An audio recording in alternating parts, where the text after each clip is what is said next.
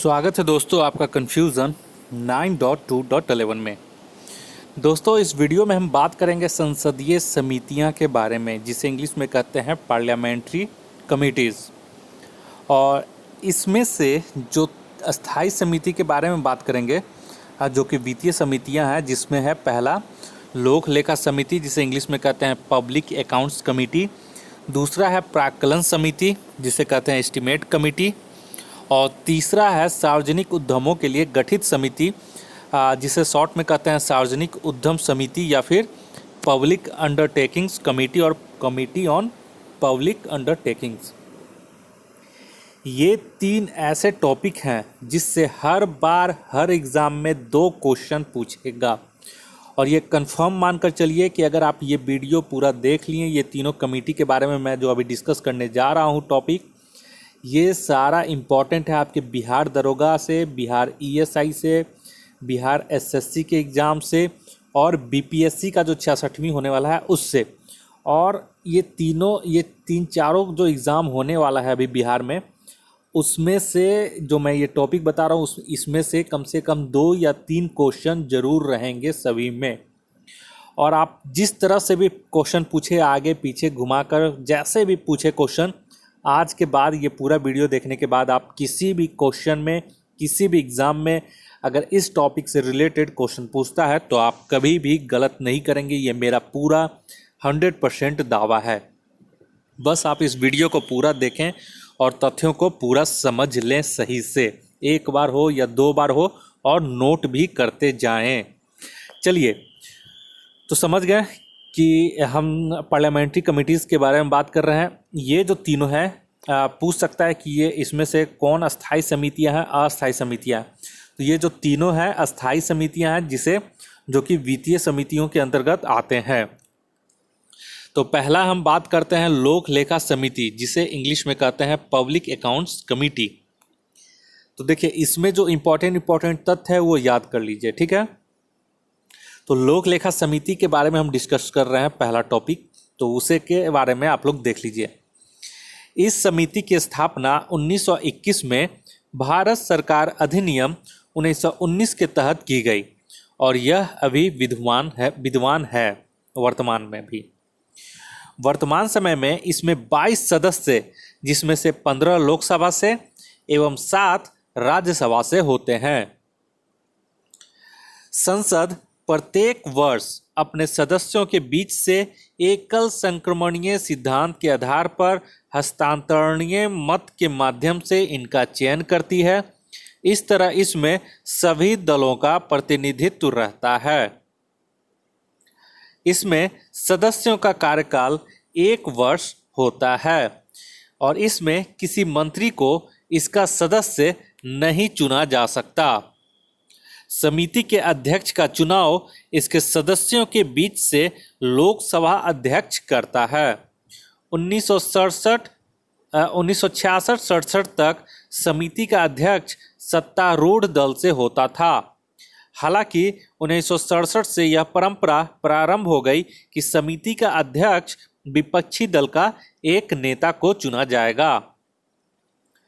लोक लेखा समिति का कार्य नियंत्रक एवं महालेखा परीक्षक कैग की वार्षिक रिपोर्ट की जांच करना है, जिसे राष्ट्रपति संसद के समक्ष रखता है। तो ये सारा टॉपिक हो गया कंप्लीट आपका लोक लेखा समिति। और जितना मैंने इसके अंतर्गत ये टॉपिक बताया है, आप लोग इसे नोट कर लें। इससे एक भी क्वेश्चन बाहर से आपका नहीं पूछेगा, क्योंकि इसमें जो भी क्वेश्चन पूछने की संभावना जितनी भी है, मैंने इसमें आपको बता दिया है।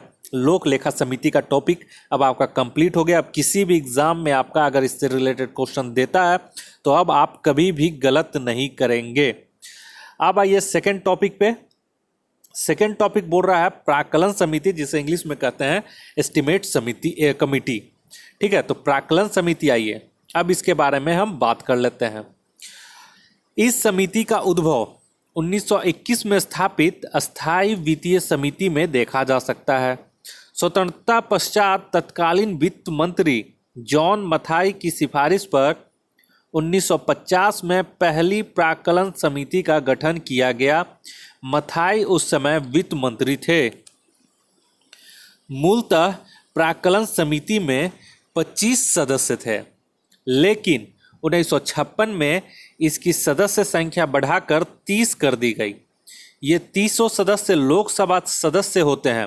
इसमें राज्यसभा का एक भी सदस्य शामिल नहीं किया जाता है। इस समिति में राज्यसभा का कोई प्रतिनिधित्व नहीं होता, यानी कि प्राक्कलन समिति में कोई भी राज्यसभा का प्रतिनिधित्व नहीं होता। 30 सदस्य केवल वर्तमान में 30 सदस्य केवल लोकसभा से इसमें सेलेक्ट किए जाते हैं। और प्राक्कलन समिति में किसी मंत्री को इसका सदस्य नहीं चुना जा सकता। इसके सदस्यों का चुनाव प्रति वर्ष लोकसभा द्वारा इसके सदस्यों में से किया जाता है और इसमें समानुपातिक प्रतिनिधित्व के सिद्धांत का पालन एकल हस्तांतरणीय मत के माध्यम से किया जाता है। इस समिति का कार्यकाल 1 वर्ष होता है। समिति का अध्यक्ष लोकसभा अध्यक्ष द्वारा लोकसभा सदस्यों में से ही एक नियुक्त होता है और वह निरपवाद रूप से सत्ताधारी दल का ही होता है। समिति का कार्य बजट में सम्मिलित प्राक्कलनों की जांच करना तथा सार्वजनिक व्यय में किफ़ायत के लिए सुझाव देना है, इसलिए इसे सतत किफ़ायत समिति के रूप में वर्णित किया जा सकता है। नोट: इसे कैग की विशेषज्ञतापूर्ण सहायता नहीं मिल पाती जो कि लोक लेखा समिति को उपलब्ध रहती है। तो ये सब जो छोटी छोटी डिफरेंस है, ये था आपका सारा, ये जो मैंने तथ्य बताया ये था आपका प्राक्कलन समिति एस्टीमेट कमेटी से संबंधित। अब जो भी प्राक्कलन समिति से और लोक लेखा समिति से अगर क्वेश्चन आता तो अब आप लोग कभी भी गलत नहीं करेंगे। ये आपको सुनकर पढ़कर आपको समझ में आ गया होगा कि अब इससे बाहर किसी भी तरीके का कोई भी क्वेश्चन नहीं पूछेगा। अब इसी में से आपको कोई ना कोई क्वेश्चन हमेशा रिपीट करते रहेगा। तो आप लोग एक बार जो भी तथ्य मैंने बताया आप लोग कॉपी कलम लेकर सारा वीडियो देखकर पॉज कर कर के नोट बनाते जाएं।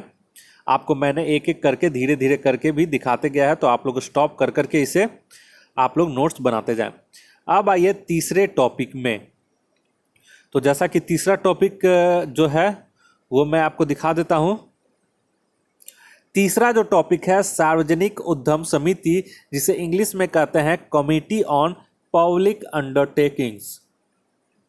तो इसके बारे में अब आइए इसके तथ्य को समझ लेते हैं। तो अब आइए यह समिति, एक मिनट, हाँ, सार्वजनिक उद्यम समिति में अब आइए और इसमें देख लेते हैं हम लोग। यह समिति 1964 में कृष्ण मेनन समिति की सिफारिश पर पहली बार गठित हुई थी। शुरुआत में इसमें 15 सदस्य थे, 10 लोकसभा तथा 5 राज्यसभा से। हालांकि 1974 में इसकी सदस्य संख्या 22 कर दी गई, 15 लोकसभा और 7 राज्यसभा से।